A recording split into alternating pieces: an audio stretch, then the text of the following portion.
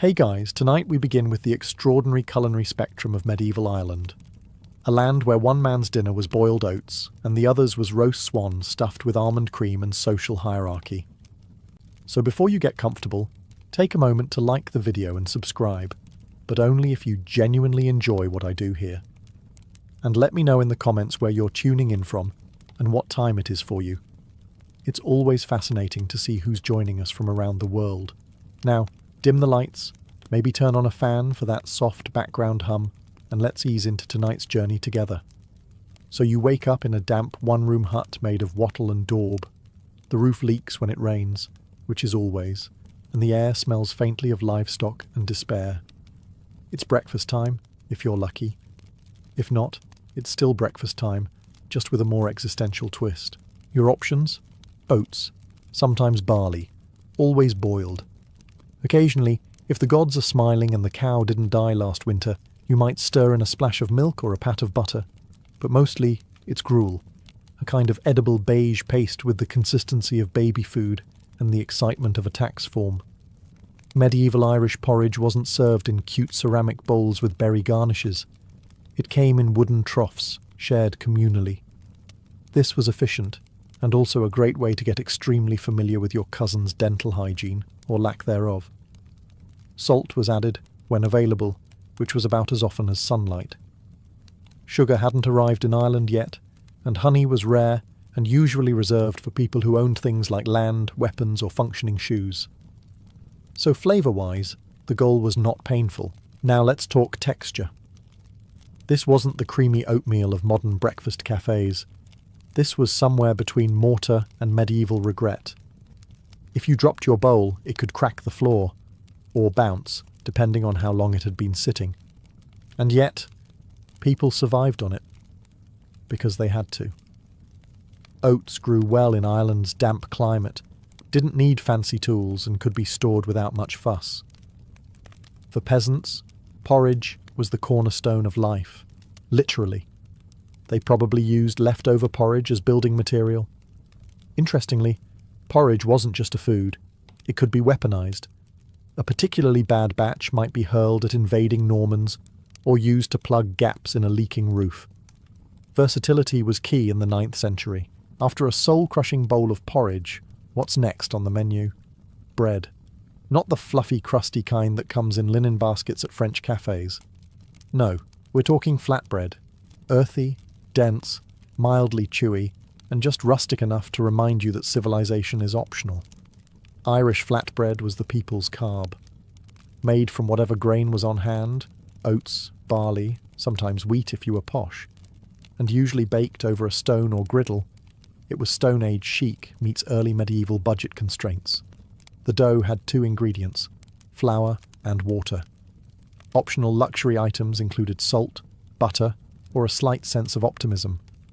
You kneaded it by hand, shaped it into rounds, and slapped it onto a flagstone by the hearth, or onto a griddle pan called a lozat, heated by a fire that, for legal reasons, we'll pretend didn't fill the house with smoke and ash. And if you're wondering, did they have ovens? Technically, yes. Clay beehive ovens existed in some settlements, but for the average peasant, baking was more of a performance art involving hot rocks, turf fires, and the occasional accidental toe scorching. Flatbread was versatile. You could eat it plain. You could tear it up and dunk it in broth. You could use it to scoop food, wrap cheese, or silence a complaining child. It was a plate, a utensil, and a mild choking hazard, all in one. But let's not romanticize it too much. These were not puffy naan or pita breads. These were survival slabs. Leftover bread was dried and rehydrated as needed, or fed to pigs. Sometimes it was so hard, you could sharpen it and use it as a tool.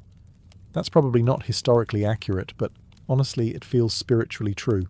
Of course, in noble households, bread went up market. Wheat became more common, and sometimes they even sieved the flour, a radical act of refinement. But even kings didn't have sourdough starters bubbling on the window ledge. That trend wouldn't arrive for several centuries, along with the collective panic over how to keep them alive. In the end, Irish flatbread was the edible equivalent of a dependable friend. Sturdy, honest, a little coarse, and always there when you needed it, unless the cows had eaten the flour again. If porridge was the foundation of the Irish medieval diet, dairy was the cement holding the entire operation together. White, fatty, slightly sour cement. Ireland, blessed with endless rain and lush grass, quickly figured out that if you feed all that to a cow, something magical happens. Milk. And if you're really brave and let that milk sit around for a bit, you get an entire culinary genre. Butter, buttermilk, curds, cheese, and something worryingly referred to as sour milk, which, in fairness, is exactly what it sounds like. Let's begin with the star of the show, butter. This wasn't just food, this was wealth. A good churn of golden butter was as much a currency as silver, and probably more delicious. Butter was stored in wooden containers, buried in bogs to preserve it, and then, months or even years later, dug up and eaten, presumably with a lot of confidence and very little sniffing. The medieval Irish were so serious about dairy, they literally named their legal fines in terms of how much butter you owed someone. Stole a sheep? 2 tubs of butter. Insulted a chieftain? That'll be 4 tubs and a deeply sincere apology. Milk, by itself, wasn't just for drinking. It was often fermented into sour milk or whey, because refrigeration was a fantasy, and raw milk turns into a biology experiment faster than you can say dysentery. Still, it was packed with calories and protein, and if you weren't lactose intolerant, it was basically liquid survival. Cheese existed, but don't picture the artisan wheels from a modern deli. Picture a greyish, slightly squishy block, probably made by accident when someone forgot their curds on a shelf. You didn't nibble it with crackers, you gnawed at it like it owed you rent. Even cream made an appearance, especially in noble homes. It could be poured over berries, dolloped onto bread, or hoarded jealously by monks who knew that nothing said piety like full-fat dairy indulgence. Dairy was available across the classes, though naturally, wealth meant more cows, and more cows meant more dairy. So while peasants scraped bowls of buttermilk, nobles floated their bread in cream like they were bathing in culinary superiority. In medieval Ireland, you weren't just what you ate, you were what you milked. Water, essential for life, and in medieval Ireland, also essential for getting violently ill. Hence, the unofficial nationwide programme of just not drinking it unless you were really desperate, or possessed the constitution of a particularly reckless goat. The average peasant didn't have access to what modern people call safe drinking water. Their local stream doubled as a drinking source, a laundry spot, and occasionally a livestock toilet. The only thing it didn't do was apologise. And while boiling could kill pathogens, firewood wasn't free, and effort was a limited resource. So most people skipped the purification step and moved straight to anything else. Enter milk, buttermilk, whey, and the all-time favourite, ale. Yes, even children drank it. No, not because they had terrible parents, but because slightly fermented grain juice was safer than trusting the puddle near your pigsty. This ale wasn't the kind of drink that turns you into an amateur bard after 2 pints. It was weak, low in alcohol, and drunk by the bucket. It was liquid bread, without the bread part. Peasants brewed it in small batches with barley, water, and sheer necessity. Nobles had it brewed in vast quantities, with added herbs or honey if they felt fancy, or just bored. Whey, the sour byproduct of cheese making, was also popular. A kind of proto-energy drink, minus the branding and FDA approval. It was cloudy, acidic, and perfect for staying hydrated while contemplating the futility of medieval life. Even mead made appearances, honey wine for the upper classes, because nothing says, "I'm better than you," like sipping your hydration from a goblet while the peasants drink tangy cheese water out of a gourd. To be clear, people did drink water, just carefully, from running springs, preferably up mountain from the nearest cow, and only if no one saw you doing it, lest they assume you'd given up on life entirely. And so, what started as a survival strategy became a cultural habit. Don't drink the water, ever. An idea so strong it would echo into modern tourist advice for centuries to come. In medieval Ireland, hydration was an art, one that required ingenuity, fermentation, and the constant avoidance of dysentery. In medieval Ireland, meat wasn't something you just ate.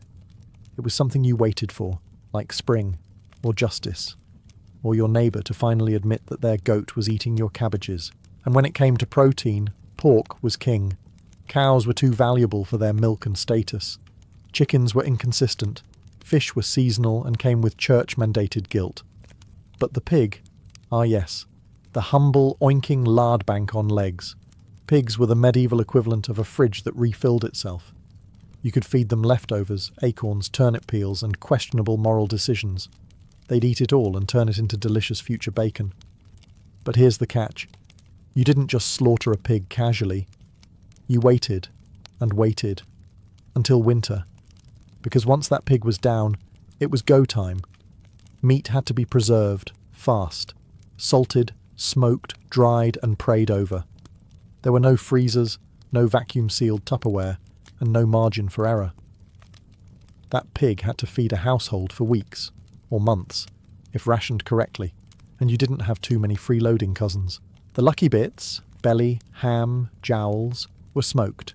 The unlucky bits, feet, ears, kidneys, snout, were boiled or shoved into blood puddings and sausages, lovingly known as everything but the squeal. Waste not, want not. Especially when your only alternative protein was lentils and you didn't grow lentils. Bacon fat was saved for cooking, oiling pans, waterproofing boots, and occasionally styling your hair if you were very brave and very single. Now, noble households had more consistent meat access. They had forests for wild game, servants to pluck poultry, and entire smokehouses filled with salted pork slabs. Meanwhile, peasants stared at the pig all summer like it was a living ham, waiting for the day they could transform it from pet to pantry. It's worth noting that livestock theft was a serious crime in medieval Ireland.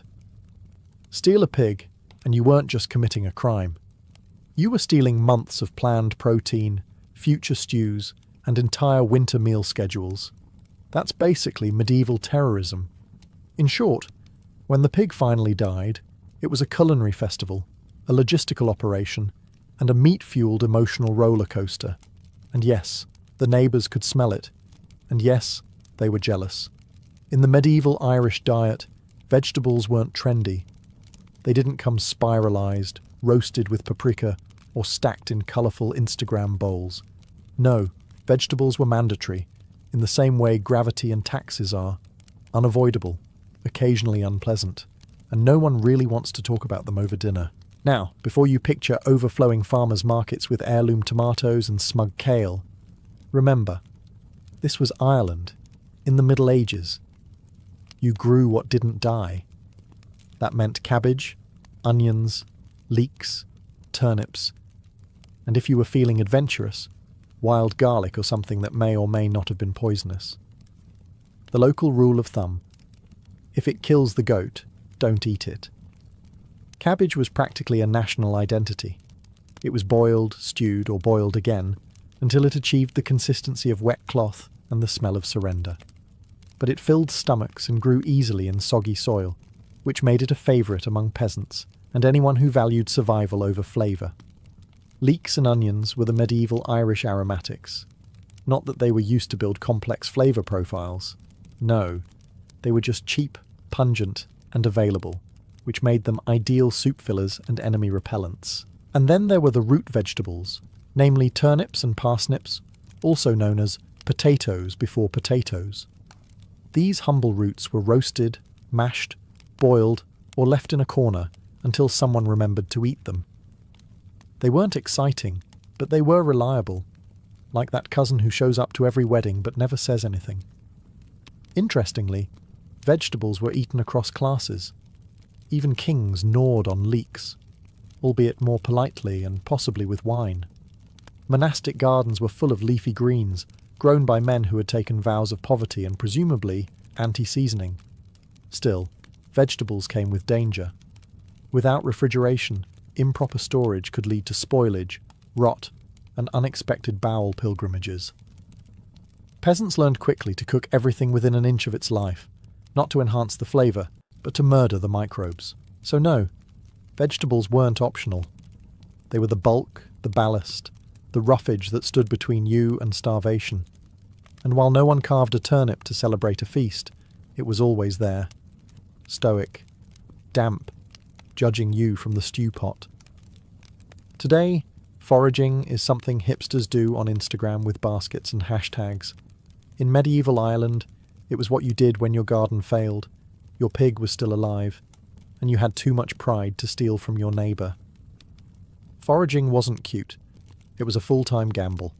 Part botany, part desperation, part praying you didn't just feed your family something mildly hallucinogenic. People roamed hedgerows and woodlands with the blank-eyed intensity of someone trying to find both dinner and purpose. Top on the edible list, berries. Bilberries, elderberries, blackberries. All sweet, all seasonal, and all fiercely contested by wildlife, other peasants, and that one smug monk who always knew the good spots. They were eaten fresh, dried for later, or crushed into crude jams that tasted like fruit and medieval poverty. Then came the wild greens, nettles, sorrel, wild garlic, and dandelion leaves. These weren't served on artisanal stoneware. They were boiled, slapped into stews, or chewed raw while muttering about hunger and fate. If it had leaves and didn't bite first, someone probably tried it. Mushrooms, of course, were the Russian roulette of foraging. Unless you had a wise elder, or a very brave guinea pig, picking the wrong cap could mean visions of Celtic gods followed by death or worse. 2 days of regretting your choices while lying in a ditch. Hazelnuts and acorns were gathered too. Hazelnuts were a treat if you could beat the squirrels. Acorns required soaking and leaching to be edible, which involved labour, so they were reserved for moments of real crisis, like famine or hosting in-laws. Even seaweed made its way into Irish diets, particularly along the coast. Rich in minerals, technically a vegetable, and most importantly, free. Coastal dwellers collected dulse and laver, dried them, and pretended they liked the taste. Foraging also taught you how to look busy while avoiding farm chores. I'm gathering herbs, often translated to, I'm hiding from Aunt Maeve and her cabbage assignment. Ultimately, foraging in medieval Ireland was not about connecting with nature. It was about not dying. It was unpredictable, often risky, but occasionally rewarding. Kind of like marriage, but with more moss. And yes, sometimes it was surprisingly tasty. But no one ever admitted that. Because if you did, you might get assigned to full-time foraging. And no one wanted that. Monks, the original meal preppers. In medieval Ireland, monasteries weren't just places for prayer, manuscript illumination, and awkward vows of silence. They were also culinary strongholds, feeding dozens of cloistered men who had taken vows of poverty, but apparently not blandness. You see, while peasants gnawed on turnips and dreamed of bacon, monks were quietly feasting in stone-walled refectories with surprisingly decent menus. Sure, they didn't eat meat. Unless you count fish, which was miraculously not meat by ecclesiastical loophole. And if you were a sick monk, which was conveniently frequent, you could be served actual meat for recovery. Recovery being medieval code for, I just really wanted sausage. Monastic meals followed strict routines. 2 meals a day, 1 in the late morning, 1 in the evening. And no snacking in between unless you were secretly growing a third arm and needed the calories. Silence was expected during meals, which meant if your lentil stew was bland, you couldn't complain out loud. Just suffer piously. The food? Better than you'd think. They had breads, often made from better grain than the peasants ever saw. They had vegetables, from carefully tended monastery gardens. They had cheese, butter, whey, ale, and honey, all made on site with monkish dedication and probably some low-level existential dread. Fish, both fresh and salted, made frequent appearances. Herring, trout, eel, and yes, even beaver. Because in a stroke of theological brilliance, beavers were considered fish due to their watery habits. Bless the monk who argued that one into canon. Fasting days? Oh, plenty of them. But medieval fasting didn't mean starvation. It meant creative menu adjustments, swapping pork for eel and calling it a spiritual triumph. Some monasteries even made luxurious fast-day stews, rich in butter and greens, because God might be watching. But he hadn't issued a spice ban. Monks also practiced hospitality. Travellers, pilgrims, and freeloading noble cousins often got a seat at the table, proving that generosity and grudging tolerance were both divine virtues. In short, monastic meals were hearty, disciplined, and a little sneaky. The monks may have been celibate and silent, but they weren't about to suffer bad food. After all, if you're giving up women, music, and personal freedom, the turnip soup better slap. If you were a noble in medieval Ireland, your life was essentially one long waiting period between banquets, occasionally interrupted by skirmishes, political marriages, and mild inbreeding. When it came to food, the nobility didn't mess around. Their meals were designed to impress, intimidate, and if possible, outshine the rival clan next door. Because what's the point of land ownership if your roasted boar isn't bigger than theirs? Let's start with the meat, because no noble feast began with a nice salad. We're talking venison, wild boar, pheasant, and beef, often roasted whole and presented like offerings to the gods of cholesterol. Venison was the jewel in the crown, not just for its flavour, but because hunting it required land, leisure, and at least 2 sycophantic relatives to chase it into a trap. There were stews, of course, because you can't serve roasted swan every day without causing a diplomatic incident with the lake spirits. Stews were where nobles tossed everything else: rabbit, onions, herbs, and enough spices to bankrupt a peasant. Cinnamon, cloves, imported pepper. Yes, because nothing says local warlord like aggressively seasoned goat. Bread came in varieties. Nobles got fine wheat bread, while the peasants were still gnawing on oatcakes resembling medieval floor tiles. These loaves were baked in ovens, an actual oven, not a hot rock, which by medieval standards was basically a Michelin star. And let's not forget the butter and cheese. Irish butter was famous, even then. So good, in fact, that some chieftains buried it in bogs to age it, and hopefully not forget where they put it. Cheese was eaten fresh or aged until it could legally be classified as a weapon. Booze, naturally, ale, mead, and wine, imported for status, not flavour, flowed freely. The line between feast and drunken poetry competition was dangerously thin. The nobles also dabbled in desserts, mostly honey cakes, spiced fruit concoctions, and dairy-heavy sweet treats that required more cows than a monastery during Lent. In short, noble feasts were where diplomacy, gluttony, and light flexing met. They were less about nutrition, and more about making sure your enemy saw you bite into a swan leg with deliberate, unbroken eye contact.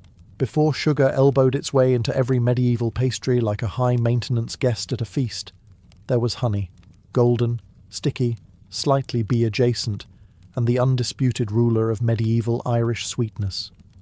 If you lived in early medieval Ireland and craved something sweet, your options were exactly 2: honey and finding a berry bush and pretending you liked the sour ones. Honey wasn't just a treat, it was a currency, a medicine, a flavour enhancer, and if you were ambitious, a shortcut to immortality, or at least to getting sticky hands. Monasteries, peasants, and nobles alike all valued honey.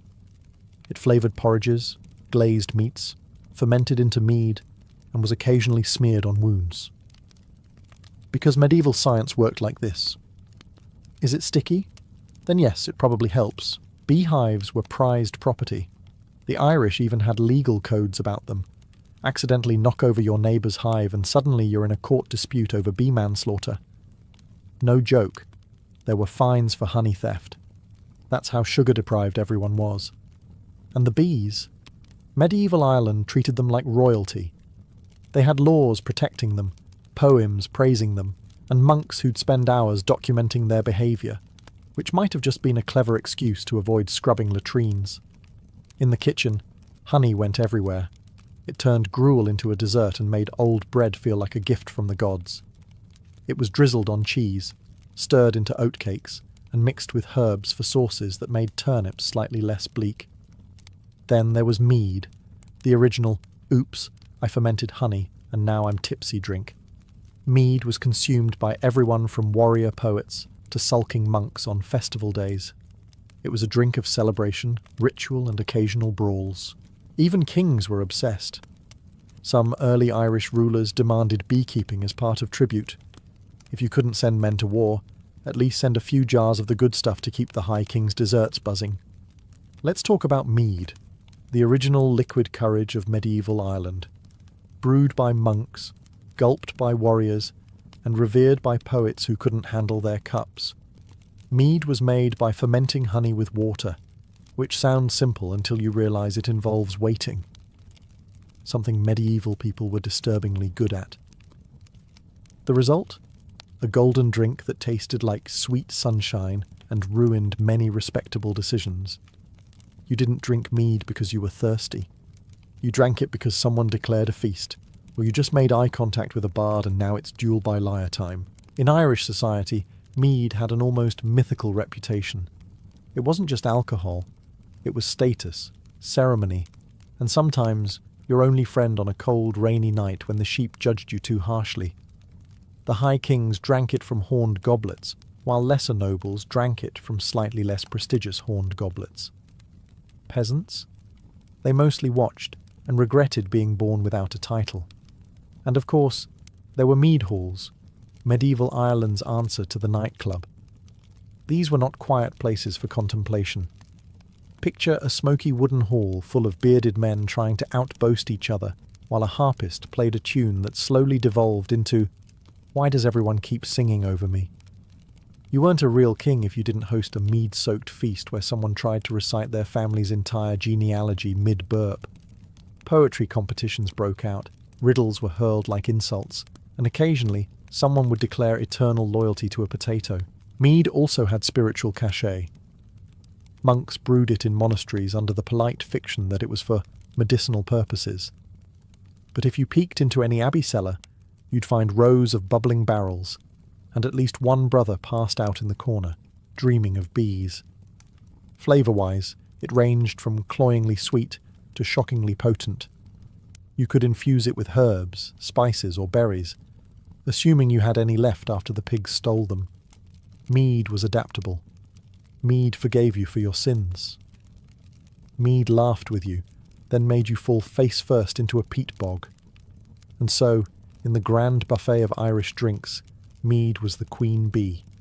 Elegant, unpredictable, and slightly dangerous if you stood too quickly. If you think royal medieval banquets were elegant affairs filled with delicate finger foods and polite conversation, congratulations, you've been lied to by every fantasy novel ever written. In reality, they were chaotic, meaty marathons where flamboyance met flatulence. Irish kings didn't just eat to live, they ate to prove things: status, power, divine favour, and, occasionally, the limits of human digestion. A royal banquet wasn't just a meal, it was a ceremony, a diplomatic tool, and a 4-hour performance of chewing, belching, and judging others for not having a bigger roast boar. The typical feast menu read like a love letter to cholesterol: spit-roasted venison, smoked pork, eels, salmon, stewed birds, and bread, dense enough to be used in a siege. Vegetables were technically present, mostly for decoration, or as something to point at while asking for more meat. If you were lucky, someone remembered the leeks. Mead and ale flowed freely, sometimes more freely than actual clean water. Table manners were creative. Knives were shared, napkins were non-existent, and licking your fingers was a sign of either high satisfaction or low shame. Probably both. Entertainment was mandatory. A proper banquet involved bards, harpists, and someone reciting your ancestors' heroic deeds, until everyone had enough mead to believe them. If you didn't hire at least one poet to sing your praises mid-feast, were you even ruling? Seating arrangements were brutally political. The closer you were to the king, the more important you were. Unless you were the king's brother, in which case you were probably seated far away for safety reasons. Jealous cousins. In the corner. That one monk who drinks too fast. By the fire pit, where he can pass out discreetly. And then came the leftovers, or as peasants called them, our entire meal. Kings had stewards whose sole job was to gather the scraps, which were often better than anything a commoner would eat all year. Yes, this system was exploitative, but also very efficient at clearing tables. By the end of the night, you were full, woozy, and several political alliances had shifted depending on who shared their pudding. Welcome to medieval diplomacy, fueled by boar, barley, and bravado. When it came to cooking in medieval Ireland, the motto was simple. If in doubt, boil it, and if not in doubt, still boil it. Frying was for the rich, baking was for monasteries. Boiling, that was for everyone, every day, for every meal, forever. The medieval Irish cauldron was basically the instant pot of its day, minus the pressure control, stainless steel, or instructions. You just tossed everything in. Meat, grains, herbs, sometimes a root you hoped wasn't poisonous, and prayed the fire would do the rest. Then you stirred it until it resembled food, or at least something warm and vaguely edible. If you were a peasant, your go-to cooking method involved hanging this pot over a fire in the middle of a smoke-filled house with no chimney. You boiled your meal. You inhaled your meal. You wore your meal. Multi-sensory cuisine, as modern chefs might say. Stews were the king of the kitchen. You could stretch a little meat across many mouths, or none, if the meat had mysteriously disappeared in the night, probably into your cousin's stew pot next door. Oats, barley, cabbage, wild herbs, all took a turn in the pot. If you were fancy, you added leeks. If you were cursed, someone threw in nettle and told you it was medicinal. Roasting was reserved for the nobility or people who had enough firewood and meat to show off. And yes, roasting a full animal did impress the neighbours, almost as much as not burning your thatched roof down in the process. Some cooking involved hot stones, a prehistoric method that somehow lingered for centuries because boiling wasn't quite exciting enough. You'd heat stones in the fire and drop them into a pit of water until it boiled. Then you'd toss in your food and realise you just invented the world's first hot tub soup. Baking was rare and required an oven, so guess what? Monasteries hoarded that technology. They produced dense breads that doubled as dinner and doorstops. Peasants made griddle cakes on flat stones and called it bread. Desperate times, desperate carbs. So yes, medieval Irish cooking had its limitations, but it also had a certain genius. One pot, one fire, one goal. Don't die. If you thought medieval Ireland was just a chaotic mix of clans, cattle raids, and people boiling everything that moved, you'd be mostly correct. But what often gets overlooked is the fact that they had laws about food, and they took them quite seriously. Enter the Brehon Laws, a medieval Irish legal system so comprehensive it had rules for everything from land disputes to bee theft. And yes, even who got fed, what they were fed, and how often. You weren't just a peasant. You were a peasant with legal dietary rights. Sort of. For example, poets, the influencers of their day, were entitled to specific foods based on their rank. A top-tier poet, called an ollum, could legally demand a seat at the chieftain's table and feast on pork, ale, and bread until his verses rhymed again. Meanwhile, a lowly beginner bard might just get porridge and a raised eyebrow. Hospitallers, or briúg, had an even stranger burden. They were legally required to keep their homes stocked with food at all times, just in case travellers, vagrants, or cousins twice removed showed up. It wasn't just hospitality. It was legally mandated overfeeding. Even cattle were tied into food law. If someone stole your cow, which was basically your fridge on legs, there were precise compensation rates. Not just give it back, but give back the cow, the calf, a meal, and possibly an apology verse in bad old Irish. There were laws about fasting too. If a person wanted to protest mistreatment, they could sit and fast in front of the offender's house. The idea was that the social shame of letting someone starve on your doorstep would make you settle the dispute. Today, we call that silent treatment. Back then it was state-sanctioned guilt-tripping. But perhaps the most charming law? A beekeeper had to share every third jar of honey with his neighbours, because apparently bee zoning disputes were a thing. If your bees wandered onto someone else's flowers, you owed them a slice of the honey pie. Literally. If you thought the medieval Irish table died out with the last bard and the final boiled oat, think again. The spirit of that table, equal parts hunger, hospitality, and stubborn practicality, still simmers in the Irish kitchen today. It's just traded the open hearth for an electric hob and swapped pig's blood for black pudding with a side of denial. For one, the Irish obsession with bread didn't end with oatcakes and griddle stones. Enter soda bread, the spiritual descendant of whatever flour you can find and hope it rises. It's dense, it's crumbly, it's been known to cause dental flashbacks. But it's ours, and you'll eat it even if you have to butter it into submission. Then there's the potato, often mistaken as the original Irish food group. Ironically, it didn't even arrive until the 16th century, but it was adopted with such desperate enthusiasm you'd think St. Patrick planted it himself. It filled the role left by barley, turnips, and boiled anything. And while it later became a national tragedy, it also became a national identity. Mash it, fry it, bake it, just never disrespect it. Hospitality, too, remains stubbornly alive.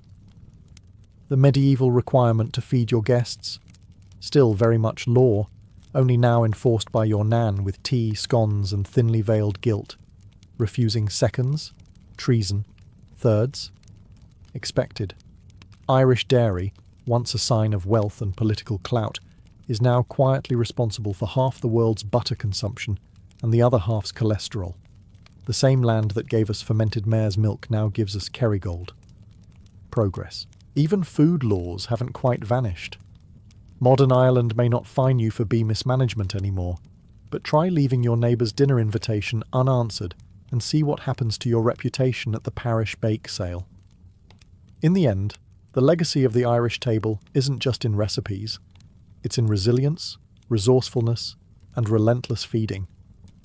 Medieval Ireland made cuisine out of chaos, hospitality out of obligation, and flavour out of, well, not always.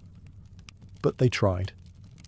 So next time you slice soda bread, stir stew, or burn a pancake while trying to channel your inner monk, remember, you're not just cooking. You're participating in a 1,000-year-old legal, cultural, and culinary survival strategy. When most people think of Vikings, they picture horned helmet raiders storming monasteries and villages, swords flashing in the dawn. But that's only part of the story. Beneath the ferocity was something far more calculated, a trading empire that stretched across continents. The Vikings were not only warriors, they were merchants, navigators, and cultural connectors who transformed Europe through commerce. From the rocky coastlines of Norway, Sweden, and Denmark, Viking longships carried goods that few others could source. Think of pelts from the cold northern forests, luxurious furs of fox, sable, and beaver that became the winter armour of European nobility. Walrus ivory, carved from Arctic tusks, was prized in workshops from England to Constantinople, used to make chess pieces, crucifixes, and intricate ornaments. And then there was amber, golden fossilized resin washed up on the Baltic shores. In an age where glittering gems symbolized divine power, amber was more than pretty jewelry. It was believed to hold magical properties, making it one of the Vikings' most marketable treasures. What made these goods so valuable was rarity. Kings and bishops in distant lands didn't have access to the deep forests of Scandinavia or the ice-crusted seas of the north. The Vikings became middlemen, supplying the luxuries that fueled status and authority. Their ships weren't always loaded with plunder, but with carefully stacked cargo, protected as fiercely as gold. To make these trades possible, the Vikings had to become diplomats as much as fighters. They struck agreements with foreign rulers, negotiated tolls to pass through rivers, and even married into foreign families to secure alliances. Where brute force opened doors, diplomacy kept them open. This was the other side of the Viking world, a network of markets and fairs where Norse merchants haggled, exchanged, and learned. Their commercial routes linked them not just to nearby neighbours, but to the beating economic heart of medieval Eurasia. For the Vikings, trade wasn't simply survival, it was power. Every amber bead and ivory carving transported across Europe became a silent testament that these barbarians were also master traders. By the time Viking merchants set their sights beyond the Baltic, they weren't just carrying goods, they were carrying influence. If Scandinavia was the starting point, the Baltic Sea was the launch pad. This inland sea, ringed by forests, icy rivers, and fertile shores, became the Vikings' first great marketplace. From Denmark's Jutland Peninsula to the Gulf of Finland, every coastal settlement could be tapped, and the Baltic offered both riches and risks. The goods flowing through this region were as diverse as its people. From the Finns came squirrel and marten pelts, small but prized in Western Europe. From the Slavic tribes came wax and honey, commodities essential for candles and mead. Timber, salt, and iron ore also crossed the waters, making the Baltic not just a hub for luxuries, but also for the practical resources that fueled medieval economies. The Vikings didn't just buy and sell these goods, they taxed, controlled, and sometimes outright seized them, inserting themselves as gatekeepers of the trade. Amber, however, remained the jewel of the Baltic. Known since Roman times as the gold of the north, it was collected along the shores of modern-day Poland and Lithuania. Merchants carried it in sacks across stormy seas, and Viking markets displayed it in beads, amulets, and ornaments. For warriors and nobles across Europe, amber wasn't only decorative, it was believed to ward off evil and cure illness. This aura of mysticism made it an item almost as valuable as silver. To secure these networks, the Vikings built fortified trading posts at key locations. Hedeby in modern Germany and Birka in Sweden became thriving emporiums, buzzing with sailors, smiths, and foreign traders. Archaeology has revealed streets lined with workshops, docks packed with longships, and warehouses bursting with imported goods. At these crossroads, Norsemen rubbed shoulders with Saxons, Slavs, and even Arabs, turning what might seem like remote northern waters into one of the busiest highways of the Middle Ages. But the Baltic wasn't always calm. Piracy was rampant, and rival tribes challenged Viking dominance. The same warriors who traded could, on another day, raid. This dual identity, merchant and marauder, was what made the Vikings so adaptable. They could offer peaceful trade to one community while burning another to the ground. To the Vikings, it wasn't contradiction, it was business. By mastering the Baltic crossroads, the Norse secured wealth and experience. This was their apprenticeship in global trade. From here, the rivers of Eastern Europe beckoned, and beyond them lay the riches of Byzantium and the Caliphate, worlds waiting for Viking sails to appear on the horizon. Once the Vikings had mastered the Baltic, they turned their attention inland, following the veins of water that cut through Eastern Europe. The great rivers, Neva, Volkhov, Dnieper, and Volga, were not just waterways, they were highways into new markets. Long ships, designed with shallow keels, could slip from sea into river and glide deep into the continent, linking the icy Baltic to the Black and Caspian seas. This opened a corridor into the lands that would one day become Russia and Ukraine. The Norsemen who ventured here became known as the Varangians, a name that carried both fear and respect. They founded trading settlements that doubled as fortresses, most famously Novgorod and later Kiev. These outposts weren't just camps. They were the nuclei of entire political entities, where Norse rulers, known as the Rus, blended with local Slavic populations. From these bases, Viking merchants funneled goods southward and funneled wealth back north. What exactly moved along these rivers? From the north came furs and amber, staples of the Viking economy. From the forests and fields of the Slavs came honey, wax, and grain. But the most controversial cargo was human. Slaves, captured in raids or taken as tribute, were shipped in chains downriver, destined for markets in Byzantium or the Islamic world. For the Vikings, slave trading wasn't an accident of war. It was a structured, profitable enterprise that underpinned their eastern ventures. These routes were dangerous. Rapids along the Dnieper forced merchants to haul ships overland, dragging them across rocky ground while keeping watch for ambushes. Bandits, rival tribes, and political rivals lurked at every bend in the river. Yet the risks were worth it. Each successful journey could mean bolts of silk from Byzantium, silver coins from the Caliphate, or fine weapons forged in foreign lands. Archaeological finds showed just how far Viking networks stretched. In Scandinavian graves, silks woven in Persia have been uncovered, along with coins minted in Baghdad. To the Norse, these treasures weren't just proof of wealth. They were symbols of prestige, reminders that their reach extended far beyond the cold fjords of home. By navigating the rivers into Russia, the Vikings transformed themselves into more than coastal traders. They became the bridge between Europe and Asia, carving out routes that would define Eastern Europe's political and cultural future. Kiev and Novgorod weren't just waypoints. They were the birthplaces of kingdoms shaped by Viking ambition. If the rivers of Russia were arteries, then Byzantium was the beating heart they pumped toward.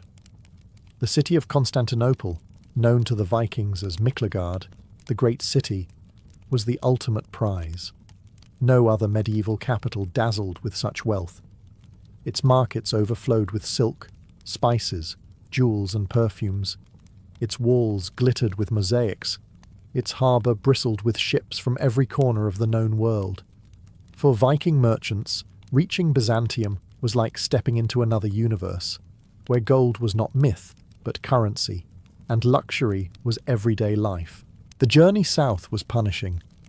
The Dnieper River carried the Varangians through Slavic territories, down treacherous rapids, and across hostile tribal lands. At points, merchants had to portage their ships, dragging them across land to bypass impassable waters, all while keeping eyes sharp for ambushes.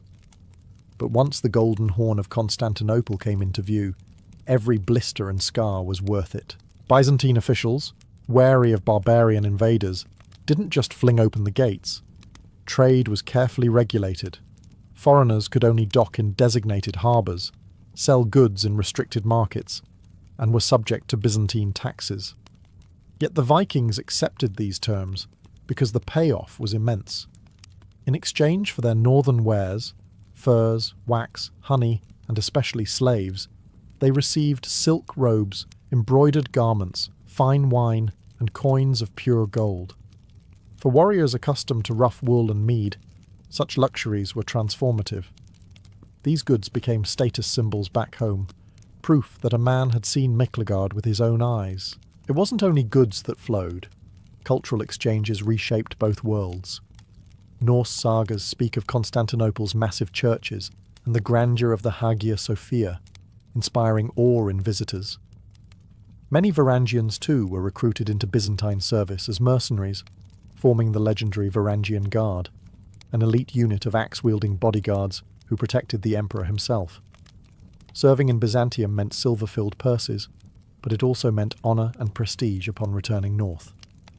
The road to Byzantium symbolised more than commerce. It was the Vikings' entrance into global politics. Through trade and service, they became entwined with one of the most sophisticated empires of the medieval world, and every bolt of silk carried home, every Byzantine coin buried in a Scandinavian hoard, whispered of a truth. The Vikings were not isolated raiders on Europe's fringes. They were international players in the drama of medieval trade. While Byzantium dazzled with silk and gold, another world beckoned further east, the Islamic Caliphate. From Baghdad to Samarkand, the Muslim world pulsed with wealth, culture, and trade networks that stretched from India to North Africa. For Viking merchants, reaching this sphere meant access to the one thing they craved above all else: silver. Silver wasn't just a luxury, it was the lifeblood of Viking commerce. In Scandinavia, coins weren't used in the same way as in the markets of Baghdad or Cordoba. Instead, silver was weighed, cut, and hoarded. A necklace of twisted silver rings, called hacksilver, could be clipped apart to pay for goods or services. Viking society measured wealth by how much silver one possessed, and no region in the world produced more of it in the 9th and 10th centuries than the Caliphate. the Volga River provided the key. Sailing from the Baltic, Norse traders followed the waterways through what is now Russia, linking up with Islamic merchants in the Caspian Basin. In exchange for northern furs, honey, and grimly slaves, the Vikings received dirhams, silver coins minted in cities like Baghdad and Samarra. Archaeologists have uncovered hundreds of thousands of these coins buried in Scandinavian hoards, proof of just how deeply the Caliphate's silver fueled the Viking economy. Some hoards even contain coins altered into jewellery, their Arabic inscriptions still visible centuries later. These journeys weren't simple trading missions. They were perilous expeditions through contested territories, often requiring tribute to local tribes or alliances with Slavic chieftains. Caravans of captives marched alongside merchants, bound for markets in Islamic lands where demand for slaves was insatiable. To the Vikings, this human trade was not a shameful secret, but an accepted cornerstone of their wealth. Yet the Caliphate offered more than coins. Textiles, spices, glassware, and advanced craftsmanship also found their way north. A Viking chieftain's hall could feature silk cushions woven in Persia or glassware blown in the Levant. These objects were more than ornaments. They were statements of prestige, markers of a connection to distant, sophisticated civilizations. Silver from the Caliphate poured into Viking hands, transforming their society. It funded expeditions, built alliances, and allowed ambitious leaders to reward their followers with glittering wealth. Without this eastern river of silver, the Viking Age might have been far shorter. The flow of dirhams tied the fate of northern Europe to the distant courts of Baghdad, weaving the Norse into a global economy they could never have imagined when they first set sail. Trade routes alone weren't enough to sustain Viking wealth. Goods needed hubs, places where merchants could gather, haggle and store cargo before setting sail again. From Scandinavia to Eastern Europe, the Vikings established a network of bustling trading towns, each one a mix of marketplace, fortress, and cultural crossroads. Take Hedeby, located near modern-day Schleswig in northern Germany. This settlement sat at the perfect choke point between the North Sea and the Baltic, allowing the Vikings to control overland portages and sea lanes alike. Archaeological excavations reveal streets lined with workshops, blacksmiths hammering iron, jewelers working amber, and traders dealing in everything from livestock to silk. Hedeby wasn't just a Viking town, it was a global bazaar where Franks, Saxons, and Slavs rubbed shoulders with Norsemen. Further east, Birka in Sweden played a similar role. Strategically placed on Lake Mälaren, it became a gateway for furs and amber moving south. Excavations at Birka have uncovered Arabic coins, Byzantine silks, and weapons forged far from Scandinavia, evidence that this remote town was plugged into the wider world. Birka also served as a testing ground for early urban life in Scandinavia. Wooden streets, warehouses, and trading docks gave Vikings their first taste of city life, long before the rise of medieval towns like Stockholm or Oslo. In Eastern Europe, towns such as Novgorod and Kiev grew from trading posts into political power centres.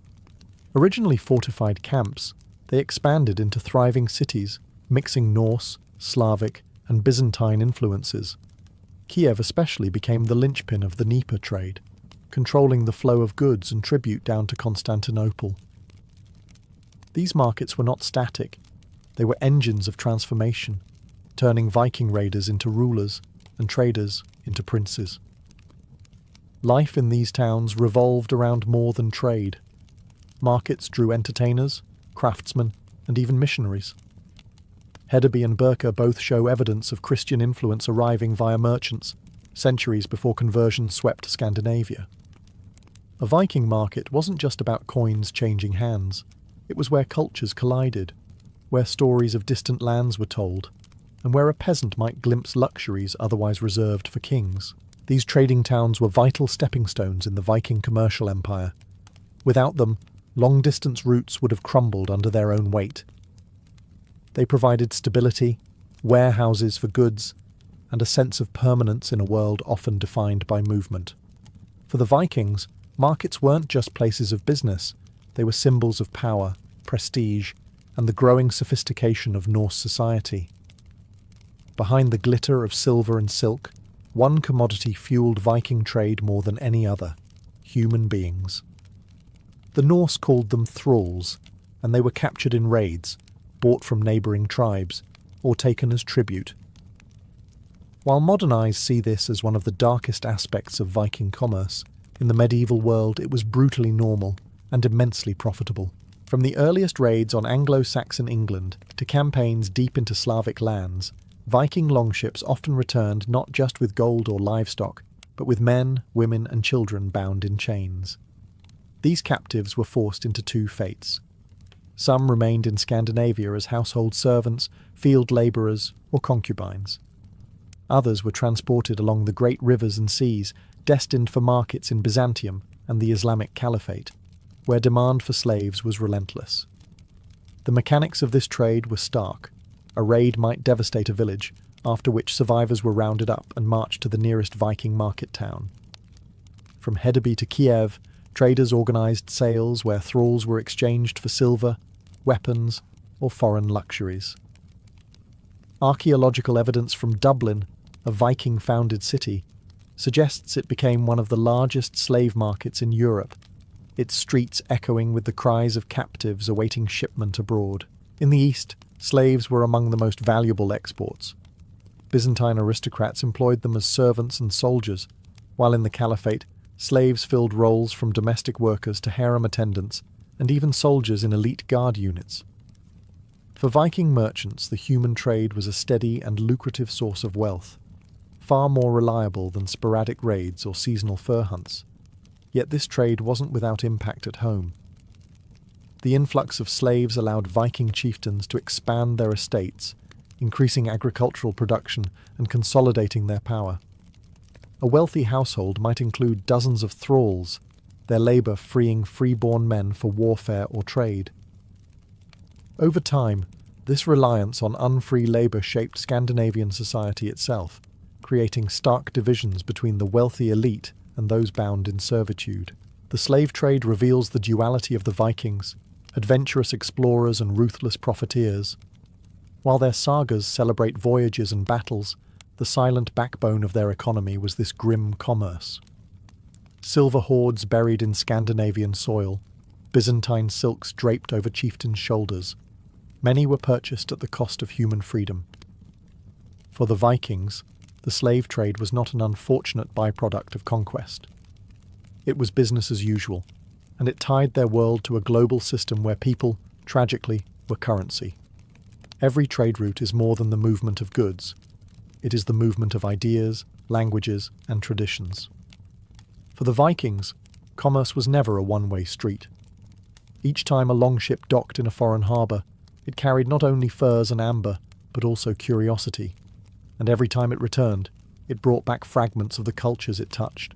From Byzantium, Norse travellers returned with tales of towering churches, glittering mosaics, and processions so magnificent they seemed almost divine.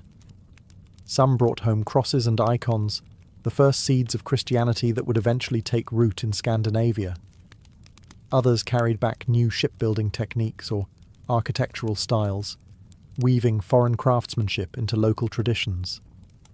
Archaeologists have found silk garments in Viking graves, worn alongside traditional wool tunics, symbols of both status and the blending of worlds. The Caliphate too left its mark. Arabic coins not only enriched Viking hoards, but also carried inscriptions that fascinated the Norse. Some were bent into pendants, worn as amulets, suggesting that the spiritual weight of Islam's calligraphy resonated even among those who did not understand it. Glassware, spices, and fine steel entered Viking households, broadening their diets and reshaping their sense of luxury. Cultural exchange worked both ways. Viking traders and mercenaries introduced Scandinavia's rugged artistry abroad. Norse jewellery and weapon designs travelled far, influencing the decorative motifs of Eastern Europe. In Constantinople, the Varangian Guard's reputation for loyalty and ferocity spread Viking identity deep into Byzantine culture. To see a towering blonde axe-wielder guarding the emperor became a symbol of both security and barbarian mystique.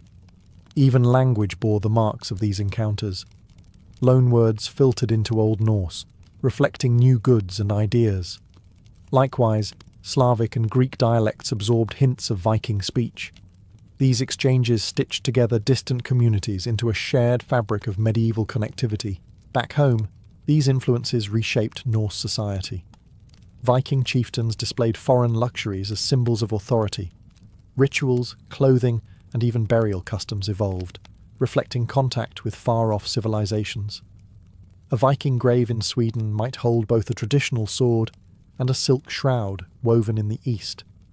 A fusion of identities that told the story of a world far bigger than Scandinavia's fjords. In the end, trade was more than survival, it was transformation. The Viking Age was as much about the sharing of cultures as it was about raiding and sailing. The Norse didn't just plunder the world, they became part of it, absorbing its wealth, its wisdom, and its ways. When the Viking Age gradually waned in the 11th century, longships still cut across seas, but the Norse world was changing. Kings consolidated power, Christianity spread across Scandinavia, and raiding gave way to kingdoms and states. Yet the legacy of Viking trade did not disappear. It endured in the wealth, cities, and cultural links they had created. The silver hoards buried across Sweden and Denmark stand as silent monuments to this legacy. Tens of thousands of Islamic dirhams and Byzantine coins lie beneath the soil, evidence that Scandinavia was once plugged into global economies stretching from Baghdad to Constantinople. These coins funded the rise of powerful chieftains and later monarchs, providing the material base for the first centralized kingdoms of the north. Without the rivers of silver from the east, the emergence of medieval Denmark, Norway, and Sweden might have been delayed by centuries. Cities like Dublin, Novgorod, and Kiev also testify to the endurance of Viking trade. Founded as little more than fortified camps or markets, they blossomed into urban centres that outlived the Viking Age itself. Kiev grew into the heart of Kievan Rus, a polity that would shape the future of Russia and Ukraine. Dublin remained a thriving port city long after Viking rule faded, its streets echoing with the multicultural heritage left by Norse traders. The transformation from raiding bands to town builders was perhaps the most profound mark the Vikings left on Europe. The cultural legacy was equally strong. Scandinavian art absorbed Byzantine and Islamic motifs, blending them into new patterns that became uniquely Norse. Trade brought Christianity northward, not just through missionaries, but through merchants carrying crosses, icons, and stories. By the late 10th century, kings like Olaf Tryggvason and Olaf Haraldsson used both religion and trade to consolidate power, ensuring the Viking world was forever linked to Christendom. Even today, the saga of Viking trade resonates. The image of the marauding raider often overshadows the reality of the calculating merchant, yet both identities were inseparable. The Vikings raided to acquire wealth, but they traded to sustain it. Their roots connected the frozen north to the deserts of the Middle East, binding distant worlds through rivers, seas, and shared commerce. The legacy of Viking trade lies not only in the goods they moved, but in the bridges they built. Bridges of culture, language, and power. In shaping the medieval world, the Norse proved they were not just destroyers of civilizations, but also creators of connections that stretched across continents. Step into the heart of a medieval festival, and you'd quickly realize that women were not simply background figures, they were the lifeblood of the celebration. These gatherings, whether tied to the church calendar, agricultural cycles, or community milestones, were opportunities to escape the grind of daily toil. And in nearly every corner of the fairground, women's work and presence were unmistakable. Long before the first drumbeat or church bell signalled the start of festivities, women had already been preparing. They helped brew ale in great vats, baked bread in communal ovens, and roasted meat that would later be sold at stalls. In villages, entire families often pooled resources for the feast, but it was usually women who orchestrated the logistics. Without them, the aroma of spiced pies, honey cakes, and hot stews, those scents that defined a medieval fair, simply would not have filled the air. Once the festival began, women took on visible roles in music and dance. Girls and young maidens were often the first to leap into circle dances, their songs and steps setting the pace for the revelry. Older women sometimes played instruments, tambourines, harps, or hurdy-gurdies, or led in call and response folk songs that stitched the community together. These performances weren't professional showcases, they were living traditions, with women as both guardians and transmitters of cultural memory. But women's contributions went beyond food and music. They were also central in ritual and symbolism. During harvest festivals, for example, it was common for a young woman to be chosen as the harvest queen, crowned with a wreath of grain to embody the fertility of the fields. On May Day, women led the weaving of ribbons around the maypole, embodying the renewal of life and community. Their roles often reflected broader cultural associations of women with fertility, nurture, and continuity. Powerful archetypes made visible in festival spaces. Festivals also provided women with rare moments of freedom. Markets that sprang up during fairs allowed them to sell their own handiwork, textiles, herbs, dairy products, and pocket the profits. Socially, festivals offered a chance to mingle, flirt, and even court in public, something more restricted during ordinary life. In a world shaped by hierarchy and custom, the festival stage gave women space to express themselves, assert their presence, and step, however briefly, into the center of community life. In essence, medieval festivals were communal performances, and women were not just participants, but directors, weaving together food, music, ritual, and family into a spectacle that kept villages alive with meaning. Few festivals in the medieval calendar carried the same sense of joy and renewal as May Day. Falling at the turning point of spring into summer, it was a day when fields began to green, flowers burst into bloom, and life itself seemed to awaken. For women, May Day was both a chance to celebrate and to embody the season's fertility and renewal. Preparations began before dawn. Girls would gather in meadows and forests to collect blossoms, hawthorn, primrose, and wild roses, which they wove into garlands and crowns. These floral wreaths were more than decoration. They symbolized purity, vitality, and the promise of growth.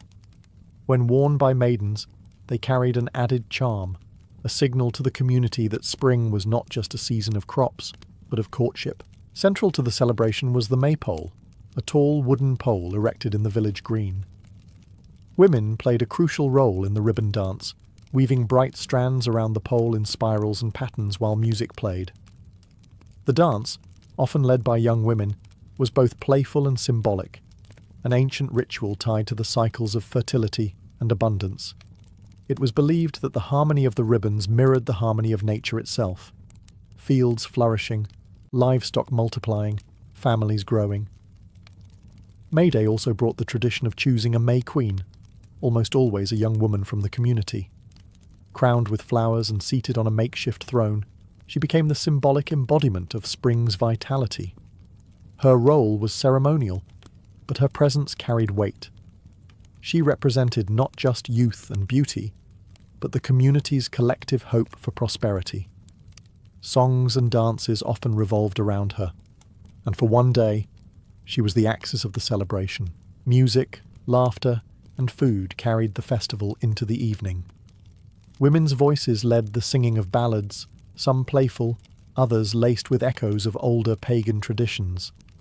The bonfires that sometimes accompanied May Day were also spaces where women played central roles, tending the flames, tossing herbs into the fire for luck, or dancing at its edge to celebrate life renewed. For many women, May Day was more than a festival. It was one of the few days where everyday roles loosened. The boundaries of class and duty blurred in the dance and song. For a fleeting moment, women weren't simply defined as labourers, wives, or mothers. They were celebrated as the living symbols of nature's rebirth. If May Day was about the renewal of life, the harvest festivals were about survival. Everything in the medieval year hinged on whether the harvest was good, and when the fields finally yielded their bounty, villages erupted in celebration. Women were at the very heart of these festivals, shaping the rituals and embodying the community's gratitude to the land. As crops were gathered, women's work intensified. They joined men in binding sheaves of wheat, threshing grain, and storing food for the long winter. But when the harvest was complete, the heavy labour shifted into pageantry. At many festivals, the final sheaf of grain was woven into a decorative figure, sometimes called the corn mother or harvest maiden. This effigy, often crafted by women, was believed to hold the spirit of the harvest. It was carried in procession and given a place of honour at the feast, a reminder that the year's survival rested on nature's generosity. In some communities, a young woman was chosen to be the harvest queen. Crowned with a wreath of grain, she embodied fertility and abundance, standing as a living parallel to the symbolic corn mother. Her role was ceremonial, but also deeply meaningful. She represented the prosperity of the entire village. Songs and dances were often performed around her, and she might even lead processions to the church or the communal table. Food, naturally, dominated these celebrations. Women oversaw the preparation of communal meals, loaves baked from the first grain, roasted meats, stews and pies sweetened with honey. Ale brewed earlier in the year flowed freely. The communal feast was not just indulgence, it was reassurance, proof that hunger could be staved off for another winter. Women, who often managed household food supplies year-round, became the silent guarantors of this abundance. Music and dancing followed, with women leading circle dances and singing folk songs that often blended joy with a touch of anxiety. After all, harvest was a time of relief, but it also carried the sobering knowledge that the village was only as secure as its stored grain. Women's voices, whether in song or ritual, often echoed this balance between hope and fear, life and survival. Harvest festivals underscored women's symbolic link to fertility, the earth, and continuity. As they wove sheaves, crowned queens, and stirred pots for the communal feast, they weren't just contributing labour, they were personifying the very essence of the harvest. Without them, the celebration of plenty would have been hollow, and the rituals of gratitude incomplete. No medieval festival was complete without music, and women were often at its heart. Whether their voices rang out in choruses, their fingers plucked strings, or their feet struck the rhythm of a dance, women transformed gatherings from simple meals and markets into living celebrations. Music was both entertainment and tradition, and women carried its melodies across generations. Singing was perhaps the most accessible form of music, and it was dominated by women's voices. Village girls and matrons alike led communal songs, often in a call and response style that encouraged participation. These weren't just cheerful ditties. Many ballads contained stories of love, betrayal, or legendary heroes. In their verses, women wove together the memory of the community. Some songs, passed down orally, carried echoes of pagan rituals, while others blended Christian themes, reflecting the layered culture of the medieval world. Women also played instruments. In wealthier towns, women of status might accompany dances on the harp or lute, while in rural fairs, simpler instruments, tambourines, pipes, or hurdy-gurdies, were common. A woman striking a tambourine or beating a drum helped set the rhythm for circle dances, ensuring that even the shyest villager eventually joined in. For many communities, music was the glue that bound young and old, noble and peasant, into one shared moment of joy. Storytelling, too, often fell to women. Around festival fires or within crowded halls, they passed on folk tales that mingled humour with moral lessons. These stories might warn of spirits in the woods, praise the cleverness of a trickster maiden, or recount romances that mirrored the flirtations of the festival itself. In many villages, women were the keepers of local law, ensuring that children learned not just the practical skills of survival, but also the myths and values that gave their lives meaning. The role of women in music and storytelling was more than entertainment. It was preservation. By singing old songs or retelling traditional tales, they kept cultural memory alive in a world where books were rare and literacy limited. Festivals gave them the stage to perform, but their art was woven into daily life as well, sustaining the identity of the community. In the clamour of fiddles, drums, and voices rising under the night sky, women ensured that medieval festivals were more than feasts. They were spectacles of sound and story, binding people to one another through shared rhythm and memory. If music and dancing gave medieval festivals their rhythm, food gave them their heart. A celebration was only as memorable as the meals served, and women were the ones who transformed raw harvests into feasts that could feed entire communities. Their labour, often invisible in daily life, became the very foundation of festival abundance. Preparation began days, sometimes weeks before the festival. Women brewed ale in vast wooden vats, a process requiring not only knowledge of grains and herbs, but also patience and skill. Ale was the lifeblood of any gathering, consumed by all social classes, and its quality could make or break the celebration. At the same time, women baked bread, round loaves, flatbreads, and honeyed cakes, filling communal ovens with the smells of roasted grain and spices. Meat, a rarity in peasant households, was slaughtered and roasted, and women ensured it was seasoned, stewed, or preserved properly to stretch across large groups. At the festival itself, women often managed the food stalls. They sold pastries, cheese, and dried fish, or ladled steaming stews from great cauldrons. These stalls were more than convenience. They were opportunities for women to earn independent income, a rare chance to participate in the economic life of their village or town. Some even travelled from one festival to another, becoming semi-professional vendors in a world where most women's work was bound to the household. The feast tables themselves reflected women's orchestration. At communal banquets, long wooden trestles groaned under platters of roasted goose, pork, or venison, while bowls of pottage, a thick, hearty stew, were passed around. Women were responsible for serving, replenishing, and often for creating the smaller touches: spiced apples, honey-roasted nuts, or fragrant herbs scattered on the floor to sweeten the air.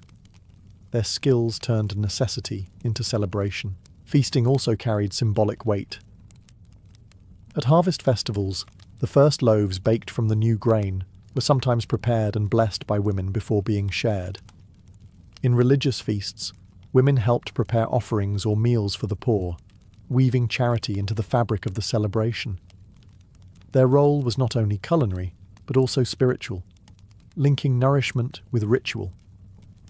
For medieval women, festival kitchens and market stalls were both duty and opportunity.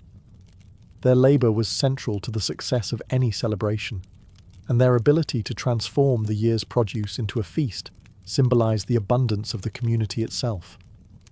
Without women's hands tending fires, brewing ale and seasoning pots, festivals would have been hollow echoes, lacking the warmth and fullness that made them unforgettable.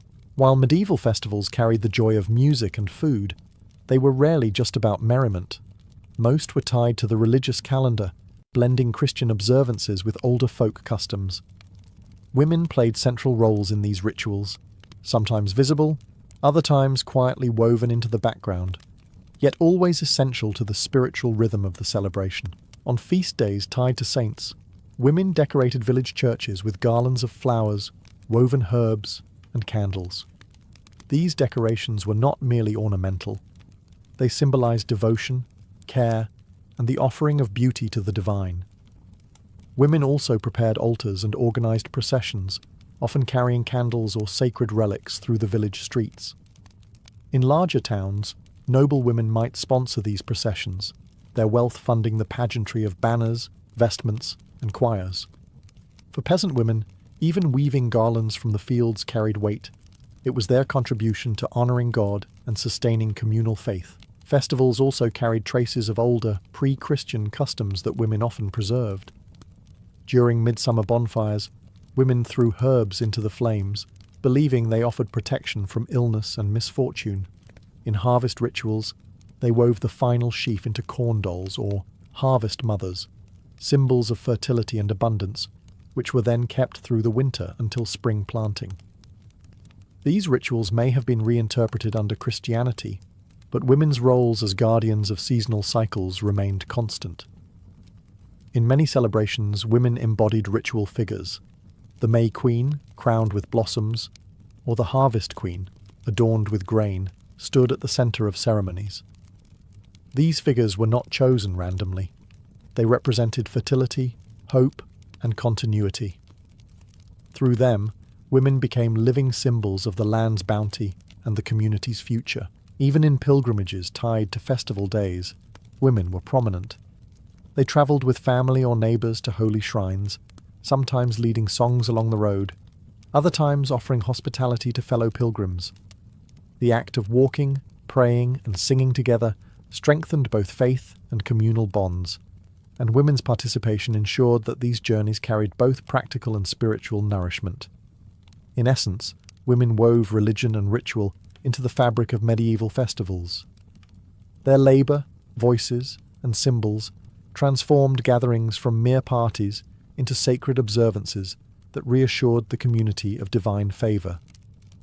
Without their touch, whether in garlands on an altar or in the presence of a crowned festival queen, the spiritual heart of these celebrations would have been incomplete. Festivals were not only moments of religious devotion or communal labour, they were also rare opportunities for personal freedom, especially for women. In the rigid structures of medieval life, where daily roles were tightly bound to household and field, festivals allowed women to step briefly outside those constraints. Music, dancing, and celebration created spaces where social rules loosened and possibilities for romance, friendship, and even rebellion emerged. Dancing was at the centre of these freedoms. Circle dances, line dances, and partner dances gave young men and women a chance to mingle under the watchful but lenient gaze of the community. For many unmarried women, this was the one time in the year where they could laugh, move, and flirt in public without scandal. Holding hands in a circle or weaving through lines to the beat of a drum created natural opportunities for eye contact and conversation. While marriages were often arranged, festivals gave space for personal choice to peek through, sometimes even sparking matches that would later be formalised by families. Courtship games added to the atmosphere. At May Day, a garland might be offered to a young woman as a token of admiration.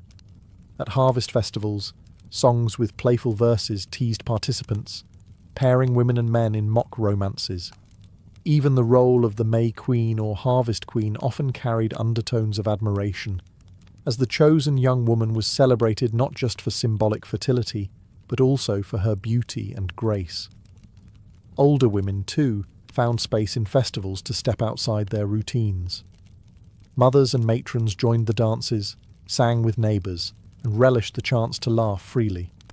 Some festivals even encouraged misrule, where women could poke fun at men, mock authority, or join in bawdy songs without fear of reprisal. For a brief moment, hierarchies bent, and women claimed a louder voice in the social chorus. These freedoms were temporary, of course. Once the festival ended, daily duties and social expectations resumed. But the memories lingered. Songs sung, dances shared, and glances exchanged offered women, especially the young, a sense of participation in shaping their own social paths. In this way, festivals acted as social valves, releasing the pressures of hierarchy and gender roles.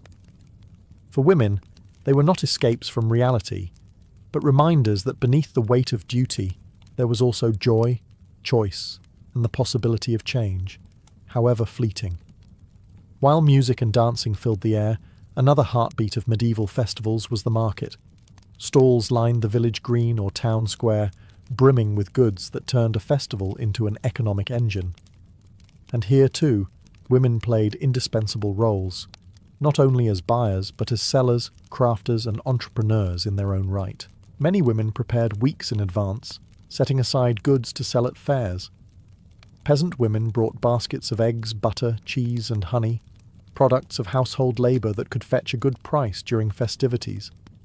Others sold baked treats, spiced buns, fruit tarts, or fried pastries that tempted festival-goers with their smell alone. Brewing, one of the most traditional women's crafts, also provided a reliable source of income. Alewives often set up makeshift taverns, serving foaming mugs of drink to travellers and villagers alike. Craftswomen also made their mark. Spinners and weavers sold cloth and garments, often dyed in bright colours that stood out among the grey of daily clothing. Needleworkers sold embroidered handkerchiefs, belts, or decorative headscarves. Herbalists and midwives displayed bunches of dried plants, offering remedies for aches, fevers, or charms for good luck. In some towns, women were even licensed to sell goods at fairs, reflecting that their presence in the marketplace was not marginal but expected. Festivals gave women a rare chance to earn their own money outside the household. While men often dominated larger trades, like livestock or ironwork, women controlled smaller, everyday items essential for the community. For poorer families, the coins a woman earned at the festival could be crucial, helping pay rents, tithes, or buy tools for the winter ahead. For some, the festival stall was the beginning of something larger, a reputation as a skilled brewer, baker, or cloth maker that might lead to steady customers. But commerce at festivals was also social. Women's stalls became gathering points where gossip was exchanged, alliances formed, and friendships deepened. Bargaining was often as much performance as transaction, with women confidently setting prices, teasing customers, and showing shrewd business sense. These interactions gave them a voice in the economic and social life of the community, one that was harder to ignore amid the laughter and bargaining of the market square. In the bustling world of festival markets, women proved themselves not only as keepers of the hearth, but as vital contributors to the broader economy. Their stalls, crafts, and goods transformed celebrations into thriving marketplaces, where coins clinked as loudly as church bells, and women's labour was seen, heard, and valued. As the music faded and festival fires dimmed, what endured was more than fleeting merriment. Women's contributions to medieval festivals left a legacy that echoed in community memory, local traditions, and cultural identity. These gatherings were not simply diversions, they were vital expressions of communal life, and women stood at their centre. Their work in food preparation alone ensured survival through feast and famine. The loaves baked, the ales brewed, and the stews ladled during celebrations reflected knowledge passed down through generations of women. These recipes and methods became part of communal identity, linking each festival to the next. Even today, many traditional European festival foods trace their roots to women's kitchens of the Middle Ages. Ritual roles, too, created legacies. The May Queens crowned with flowers, and Harvest Queens adorned with grain embodied ideals of fertility and renewal. Though symbolic, their presence reinforced the vital association between women and the cycles of nature. In some villages, echoes of these practices still survive in folk traditions where young women lead dances, crown garlands, or carry the first fruits of harvest into the village square. In the realm of music and storytelling, women ensured cultural continuity. Their songs preserved collective memory, while their folk tales reinforced values, humour, and warnings that guided community behaviour. These oral traditions outlasted any single festival, surviving even when wars or plagues disrupted village life. Without women's voices, many of these stories would have been lost to silence. Economically, women's market roles planted the seeds of independence. The coins they earned at festival stalls gave them a measure of autonomy, however small, and proved their indispensable place in the village economy. This economic visibility challenged the notion that women's labour was confined to the hearth. Their stalls and crafts were statements of presence in the public sphere, an early form of agency in societies that often limited their voice. Perhaps most importantly, festivals gave women spaces of freedom, however brief. The dances, songs, and social games allowed them to express joy, choose partners, or mock authority in ways daily life forbade. These moments, though temporary, revealed possibilities of agency and choice, planting seeds for cultural memories of women not as silent workers, but as vital contributors to community joy and identity. The legacy of women in medieval festivals, then, is not just about what they did. It's about how their presence transformed celebrations into living, breathing reflections of community.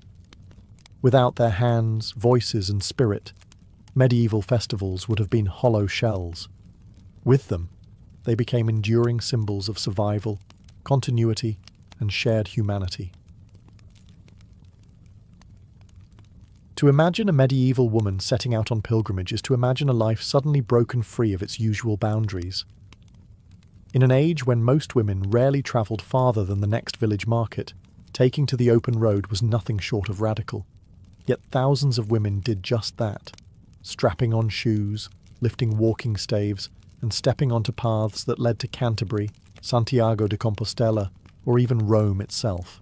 The act of departure was as symbolic as the destination.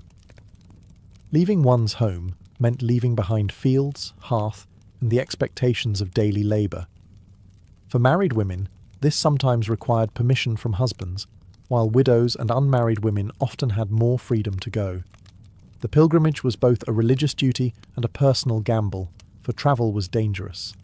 Roads were plagued by bandits, disease, and harsh weather, and women travellers were especially vulnerable. But the risks themselves made the act more meaningful. To walk away from safety was to embody devotion, to show God that no hardship would stand in the way of faith. Not all pilgrims were noblewomen wrapped in cloaks of fine wool. Many were poor peasant women, clutching wooden crosses or wearing badges stitched into their clothing as proof of their vows. Some carried tokens of their intentions, a rosary, a candle to be offered at a shrine, or the name of a loved one whispered in prayer. They walked not for sightseeing, but for salvation, seeking penance for sins, healing for bodies, or hope for souls. Every mile trodden was believed to lighten the weight of earthly burdens. At departure, communities often marked the moment with prayer or blessing. A priest might sprinkle holy water, or neighbours might gift food for the road. Women pilgrims left not just as individuals, but as representatives of families and villages. Their journey was communal in spirit.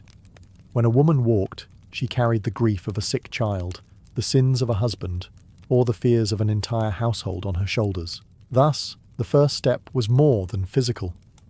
It was spiritual defiance against the confines of ordinary life. To become a pilgrim was to embrace uncertainty, to trust in divine protection, and to hope that at the end of the long road, healing or redemption awaited. For women of the Middle Ages, the pilgrimage was both escape and devotion, a path carved through hardship toward holiness. Every pilgrimage began not with the first step, but with an inner stirring, a motive of the heart. For medieval women, those motives were as varied as their lives, yet all were bound by faith and the hope of transformation. One of the most common reasons was healing. In a world where medicine was rudimentary and illness could ravage entire families, shrines were seen as gateways to miracles. A mother might walk hundreds of miles to lay a child's name before the relics of a saint. A woman weakened by chronic pain might travel with the hope of bathing in a holy spring or touching a reliquary believed to cure disease. Healing was never guaranteed, but belief itself carried its own power, offering women hope when all else failed. Another powerful motive was penance. For sins confessed, priests sometimes assigned pilgrimage as a living form of repentance. Instead of reciting prayers in the safety of home, women were told to journey outward, to feel the weight of miles as a mirror of spiritual struggle. Some walked barefoot as a sign of humility. Others wore simple garments to mark their devotion. To endure hardship willingly was to show God the sincerity of one's repentance. There were also vows and promises, often born in moments of desperation.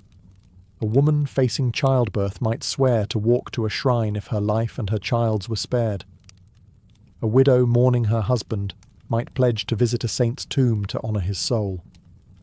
Pilgrimage became a contract between human weakness and divine mercy, a way of binding heaven and earth through movement and sacrifice.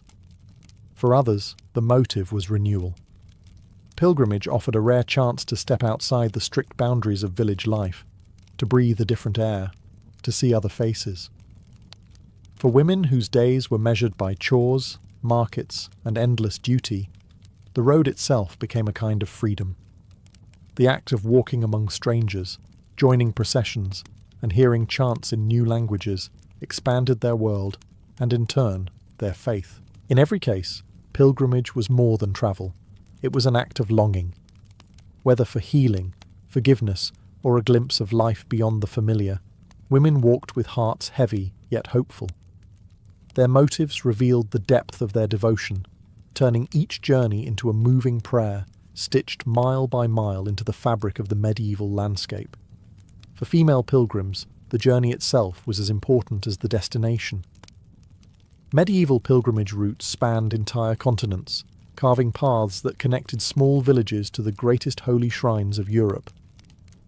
These roads, dusty in summer, treacherous in winter, were the veins of faith, and women walked them with determination, often in groups for safety. The Camino de Santiago in Spain was one of the most famous routes. It drew thousands of travellers from across Europe, all converging on the shrine of St. James in Compostela.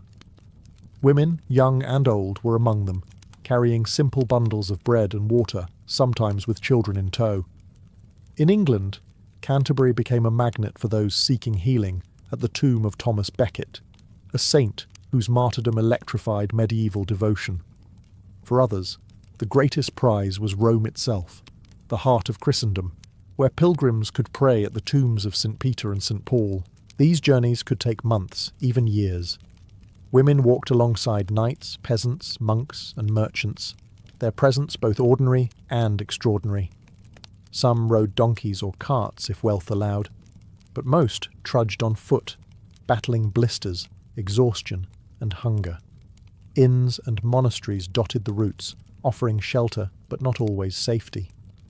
Bandits preyed on pilgrims, and for women, the danger of harassment or assault was a constant shadow. Travelling in groups was vital, and women often bonded together, forming sisterhoods of the road where shared songs and prayers created strength. Yet the hardships also forged resilience. Pilgrims marked their progress with rituals, kissing roadside crosses, lighting candles at chapels, or bathing in sacred springs. Each act reminded them that every mile brought them closer to holiness. Badges and tokens, like scallop shells for Santiago or lead medallions from Canterbury, served both as souvenirs and proof of their devotion, carried proudly by women when they finally returned home. For many, the road was transformative in itself. Women who had never left their villages suddenly found themselves walking through foreign lands, hearing new dialects, and meeting strangers from distant kingdoms. Pilgrimage expanded horizons, turning ordinary women into travellers in the truest sense. The long roads to holy shrines were grueling, but they were also spiritual classrooms. Each blister was a lesson in endurance, each mile a prayer in motion. For women, the journey itself became a form of worship, a living testament that faith could move feet as well as hearts. The idea of a holy pilgrimage may conjure images of prayerful walks under sunny skies, but the reality for female pilgrims was far harsher. The roads of medieval Europe were fraught with danger, and every step carried risks that could test not only a woman's body, but her faith. Bandits and thieves haunted the major routes. Pilgrims often carried coins or small valuables to offer at shrines, making them tempting targets. Women were especially vulnerable, travelling with fewer means to defend themselves. Some disguised themselves in plain masculine clothing, hoping to avoid unwanted attention. Others clung tightly to groups of fellow pilgrims, knowing that safety often lay in numbers. Illness was another constant threat. Long days of walking left feet blistered and bodies weary, while exposure to cold rains or blazing sun could bring fever or exhaustion.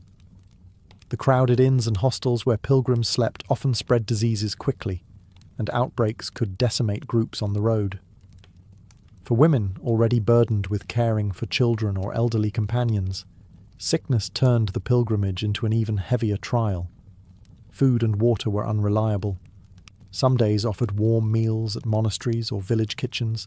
Others forced pilgrims to survive on stale bread, nuts, or what could be foraged along the roadside. Women bore the task of stretching rations, nursing hungry companions, and keeping spirits high. Their resilience often meant the difference between pressing forward or turning back.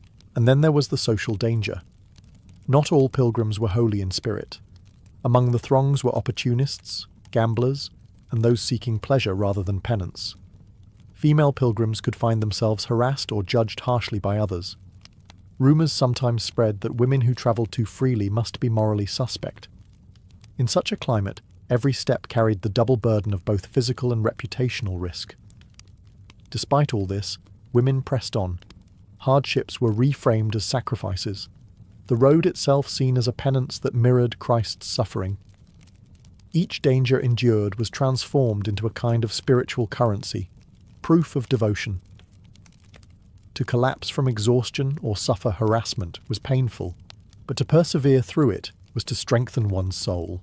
For female pilgrims, the dangers of the road were not deterrents. They were the very essence of pilgrimage. Hardship was both the price and the path, and those who endured could claim not just to have reached a shrine, but to have lived their faith mile by mile. While the pilgrimage road was marked by danger, it was also rich with companionship. For female pilgrims, travelling in groups was not just practical, it was essential. Safety, encouragement, and shared devotion wove bonds of sisterhood that turned lonely roads into moving communities of faith. Most women rarely travelled alone. They set out with family members, neighbours, or fellow parishioners, forming bands of pilgrims whose shared purpose created solidarity. Widows might band together, pooling resources and watching over one another. Young maidens often walked under the guidance of older women who provided both protection and example. Along the way, these groups grew, merging with travellers from other villages, until entire processions snaked across the countryside, banners raised and songs carried on the wind. Within these groups, women found unique opportunities for connection. They prayed together at roadside crosses, shared bread and water, and tended to the blisters and fevers that inevitably came. A mother might help not only her own children, but also those of another pilgrim, creating temporary families bound by circumstance. In this way, women's traditional roles as nurturers and caregivers extended to the road, but they also gained support in return. The sisterhood of pilgrimage was reciprocal, comfort given, comfort received. These bonds also brought joy. Long days of walking were lightened by songs, stories, and laughter. Women swapped folk tales from their villages, sang hymns in harmony, and even joked about the hardships they faced. The pilgrimage became more than penance. It became a school of friendship, where bonds formed under duress often lasted a lifetime. Returning home, women sometimes maintained contact with those they had met on the road, strengthening ties between distant communities. At holy shrines, this sisterhood became most visible.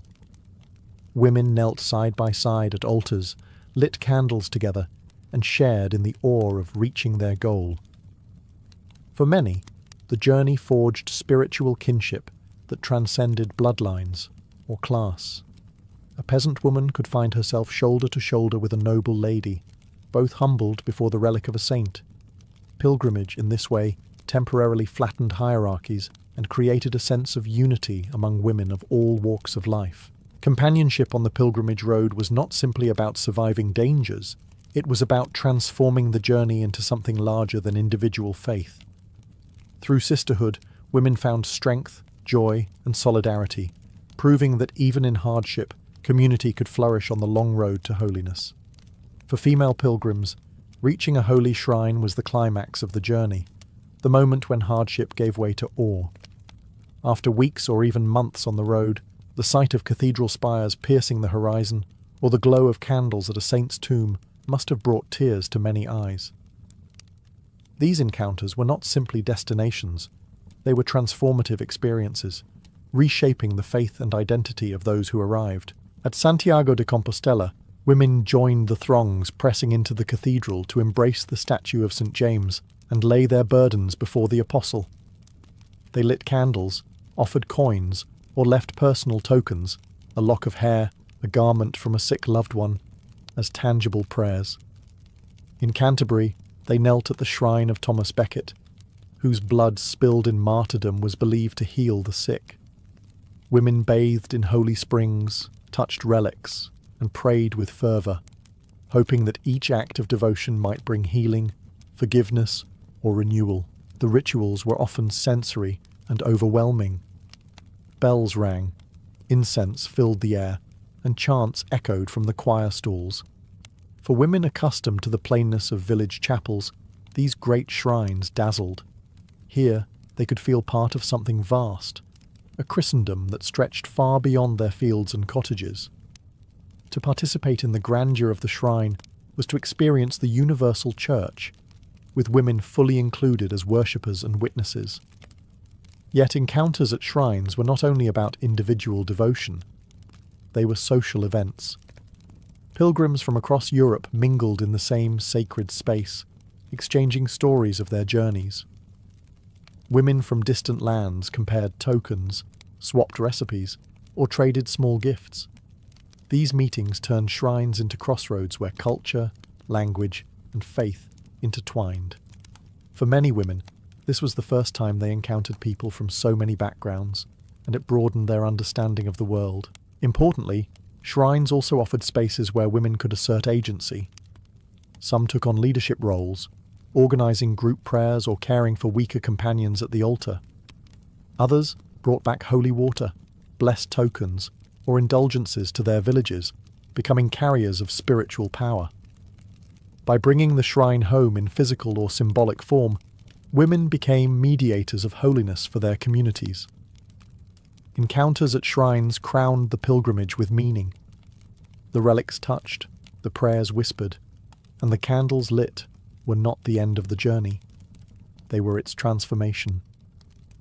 For women pilgrims, these sacred encounters validated every mile endured and turned the hardships of the road into blessings of the spirit. Though countless women set out on pilgrimages anonymously, history has preserved the stories of a few whose journeys became legendary. Their accounts give us rare glimpses into the courage, faith, and resilience that female pilgrims embodied.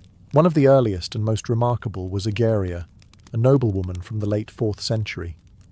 She journeyed all the way from Western Europe to the Holy Land, travelling across mountains and deserts to visit biblical sites. Her detailed letters, preserved by monks, describe not only the places she visited, but also the liturgies, prayers, and customs of early Christianity.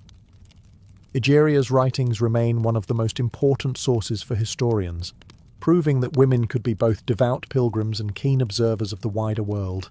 Centuries later, Margery Kempe of England became another unforgettable figure. A mother of 14 and often criticised as eccentric, Margery felt called to a life of devotion.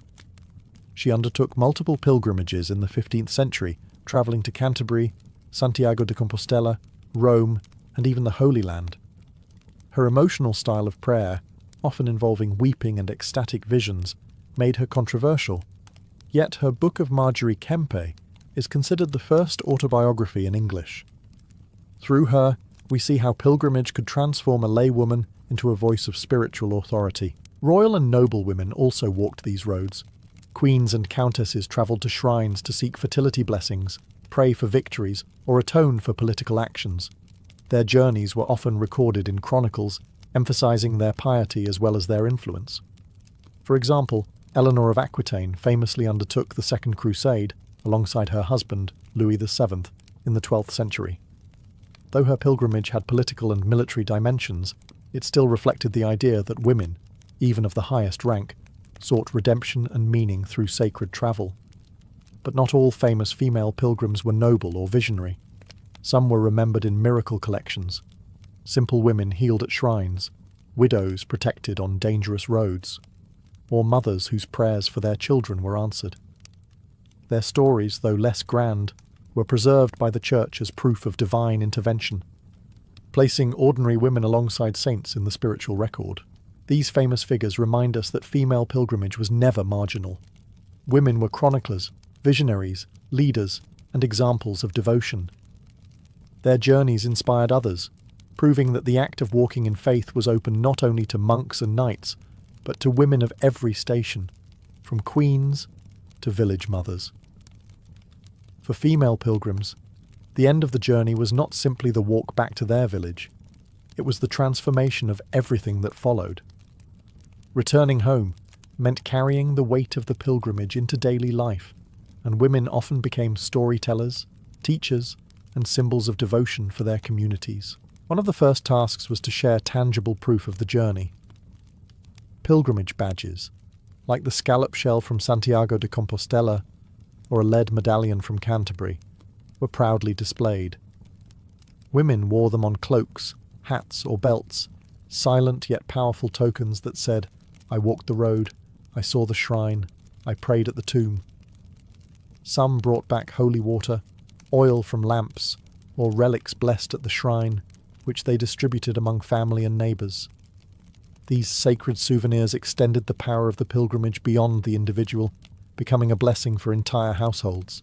But perhaps even more important than relics were the stories.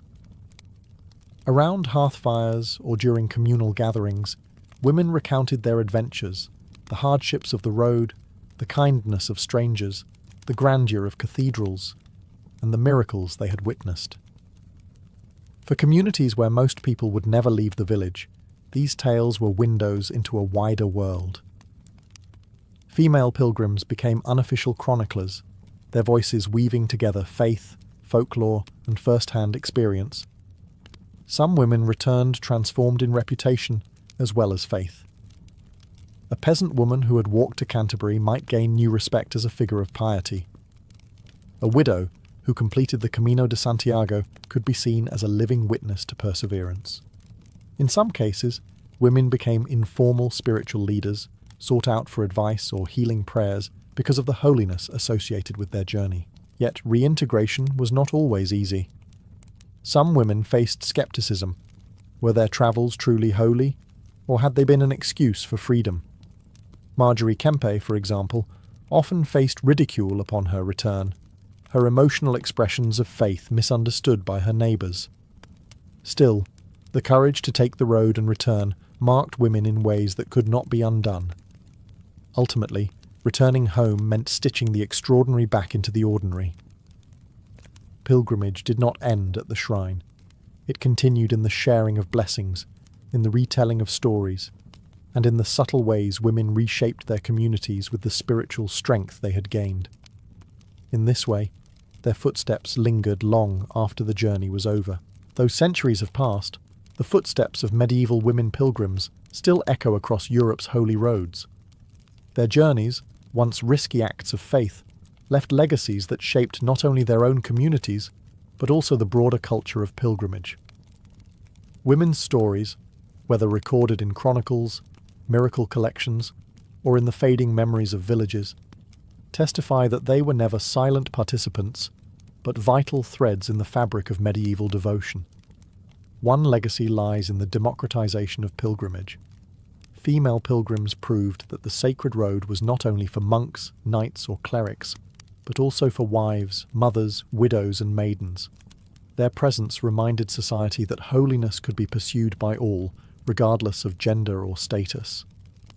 This inclusivity strengthened the idea of pilgrimage as a communal act, a shared path of faith that bound men and women together before God. Another enduring impact was cultural transmission.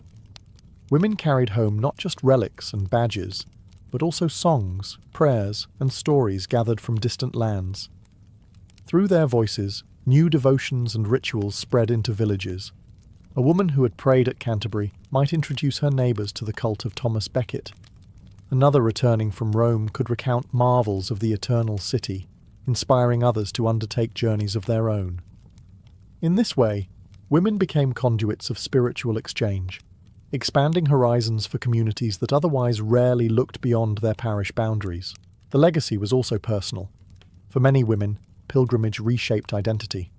A peasant woman who had braved the Camino de Santiago might return with newfound confidence, her status elevated by endurance and piety. Noble women who sponsored or undertook journeys cemented reputations for religious devotion, often remembered in family chronicles or monastic records. Even when skepticism greeted them, as in the case of Marjorie Kempe, women pilgrims carved out spiritual authority by sheer determination. Finally, their legacy endures in the very idea of movement as devotion. By stepping onto the road, women embodied faith in action, showing that holiness was not confined to cloisters or chapels, but could be lived in the dust, danger, and fellowship of the journey itself. Their courage paved the way for future generations, reminding us that the search for meaning often begins with the willingness to walk. The legacy of female pilgrims is thus not measured in the distance of their journeys, but in the way their devotion reshaped communities, broadened horizons, and left lasting footprints on the spiritual landscapes of Europe.